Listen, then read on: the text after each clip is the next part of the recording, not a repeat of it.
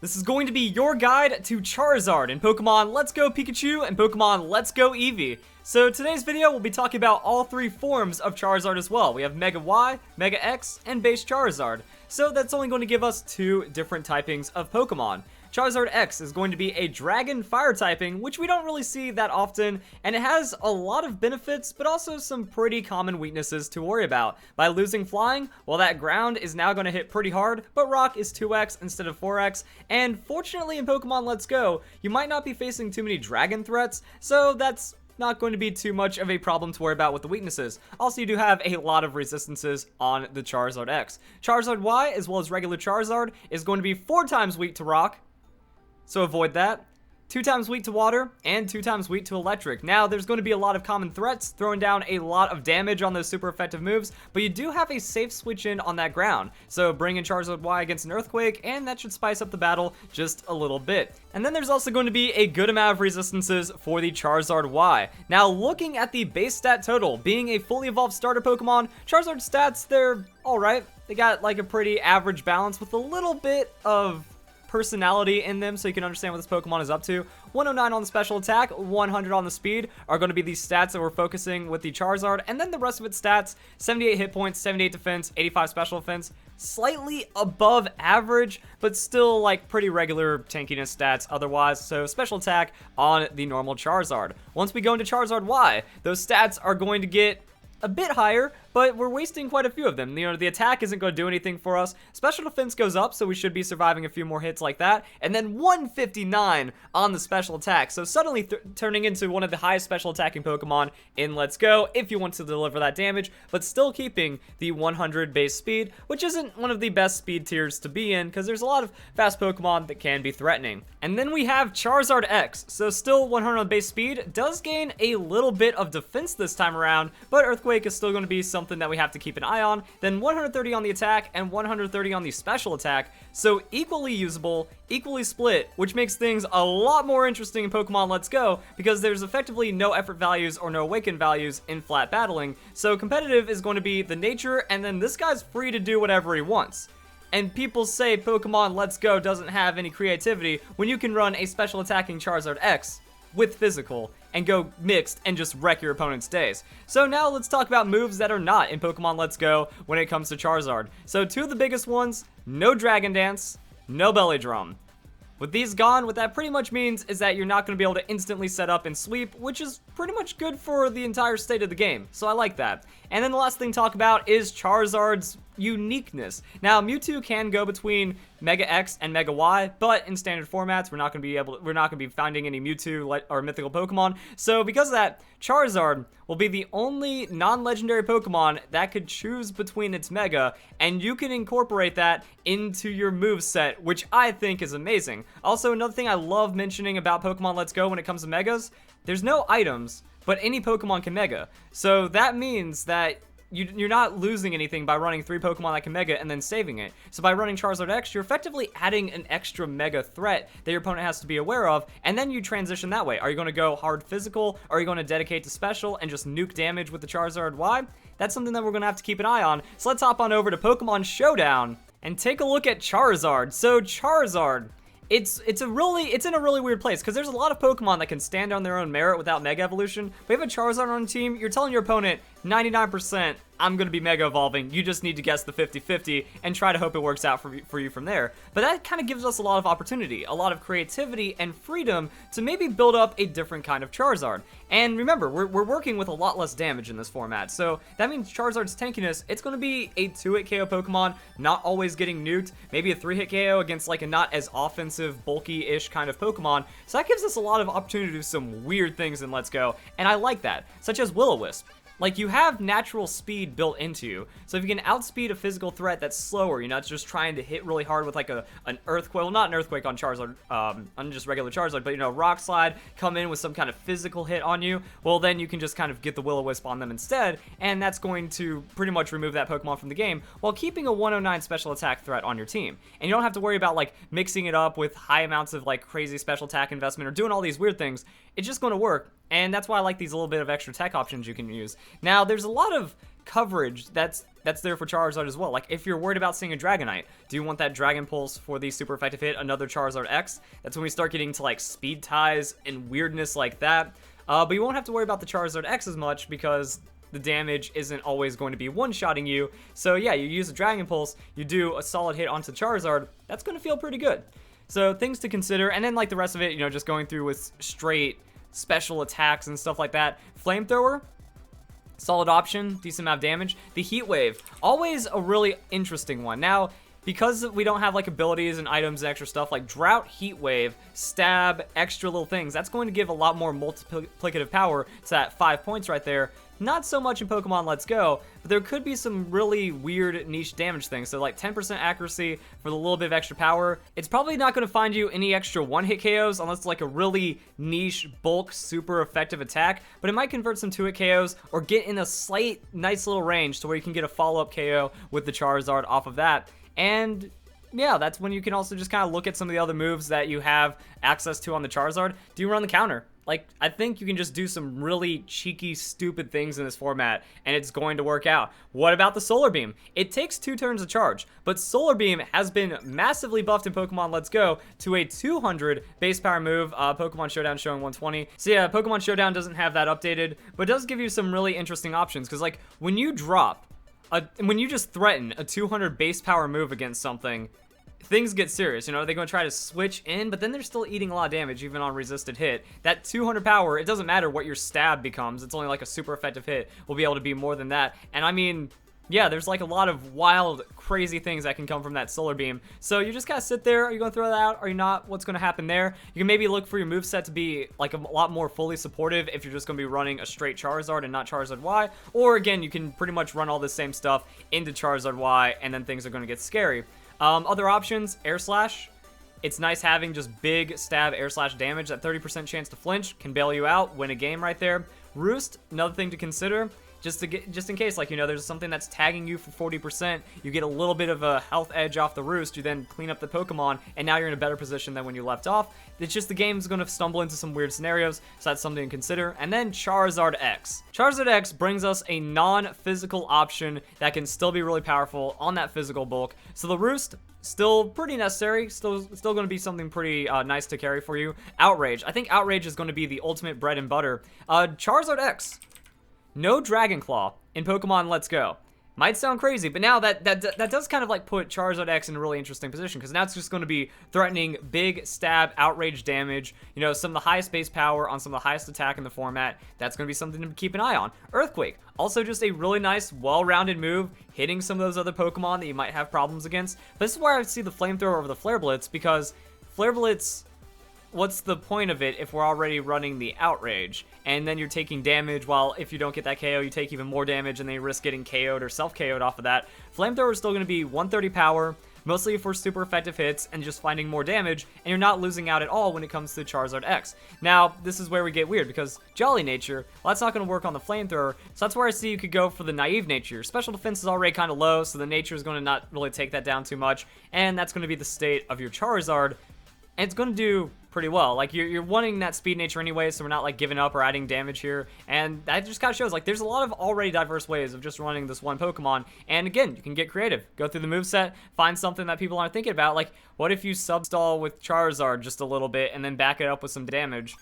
Could work. Now, you do have to worry about sweepers, but whenever you have like that opportunity to get over something else, could make the game a bit more fun, a bit more interesting. With the removal of Evasion, spamming Smokescreen as a faster Pokemon with Roost could do some really weird things. Like, again, this is where your support options come in. You Smokescreen, you Will-O-Wisp, like, actually, yeah, Will-O-Wisp first, that way you take less damage, Roost, Smokescreen, and then you just, like, spam Flamethrower, Air Slash, or, yeah, Air Slash. So you get, like, a mini, like, that'd be the one of the wackiest Charizards, you know, you get some kind of mini flinch going in for your side, while they're also burn, taking damage, and then missing attacks because of Smokescreen. Like, that could just be a Charizard being frustrating. I don't know what other Pokemon bring Smokescreen in Let's Go yet, because I haven't explored them all. This could be something unique to Charizard that people might not be expecting.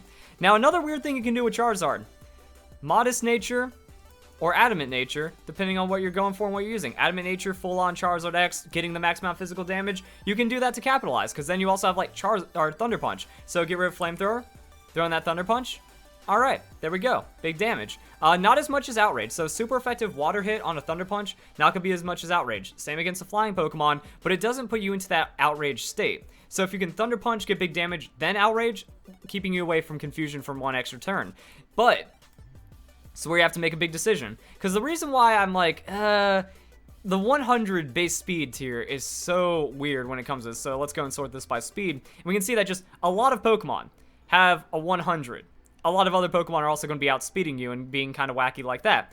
But all these guys have 100, so it's like you're just going to be sitting here speed tying them all day with the same nature.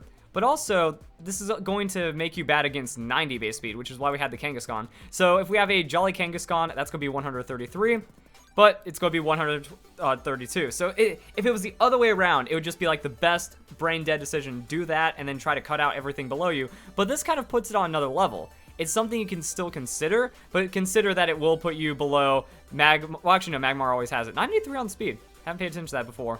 Normal Pikachu, Golbat, Venomoth. You don't want Venomoth that's like, well, kind of yes, no, really, because it could like Quiver Dance and then get that special defense and then not die to a flamethrower, then have something threatening behind it maybe. It's just that you're not immediately outspeeding and then one-shotting it on a fire type move or something like that, because on that 90 base speed.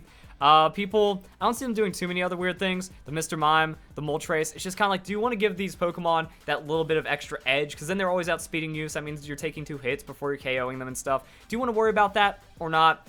If you do, then that means, like, if you do, then that means you don't get the extra damage. If you don't, then maybe you can pick up a little extra damage. That 10% could matter in a format as wild as this. So this is going to be like your damage options and all of your weird things you can do on Charizard. Now let's get into the damage calculations, just kind of back this up. So Alakazam has pretty good 2-hit KO potential on your Mega Charizard X. Outrage one-shots it. So this is going to be the sweeper matchup against a lot of like with Charizard X. Like if you can get rid of Pokemon that are faster than your Charizard X, and then you just beat down everything else, it's going to get pretty good. Even if there's a couple of Pokemon hanging around there, Alakazam is going to be one of the highest Pokemon that you're going to be facing.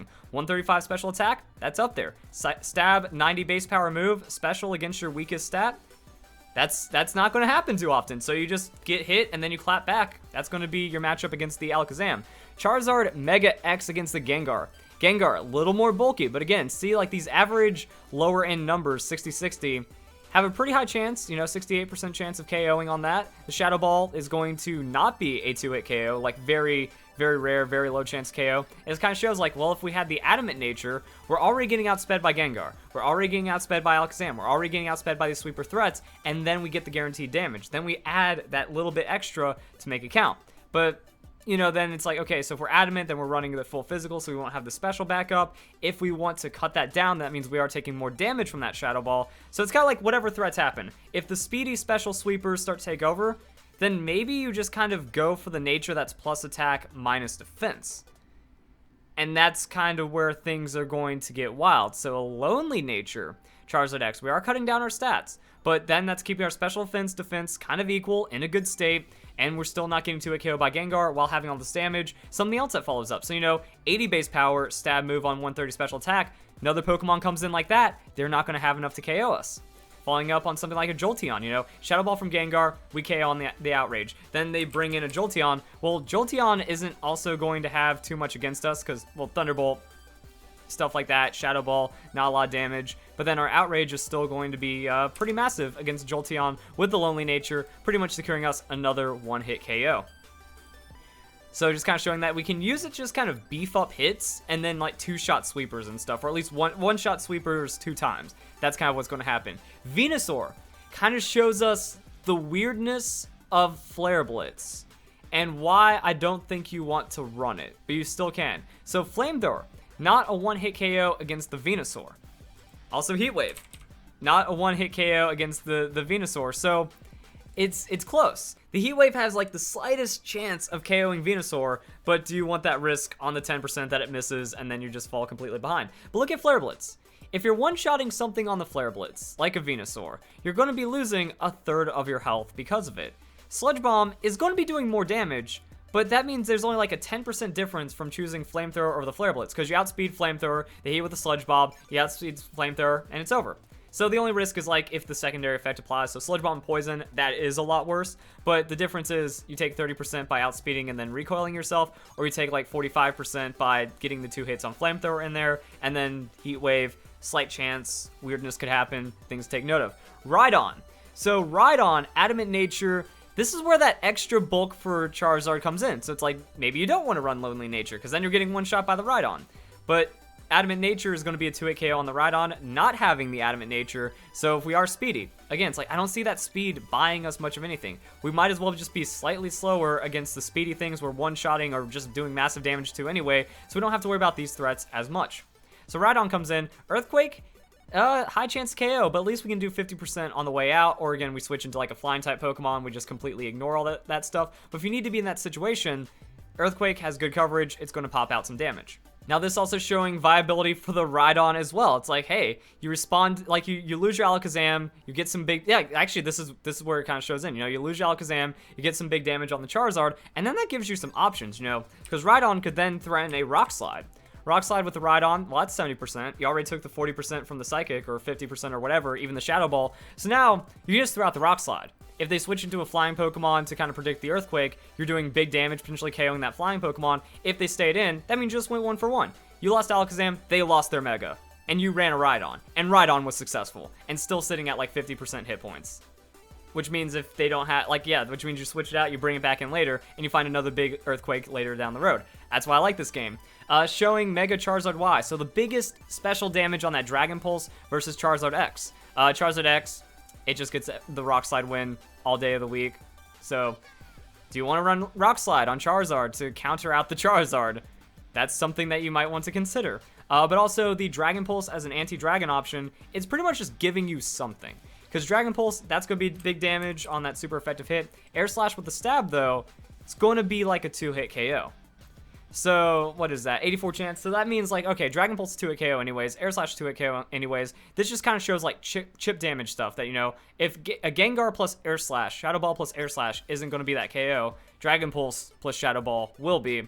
Chance to flinch, you're dying anyways, so things need to happen and things need to work up. And it just kind of shows, I think Mega Charizard Y is going to be the lesser option, unless you want to use it for that special defense and then also set up a Will-O-Wisp. Like, that makes Charizard Mega Y strong.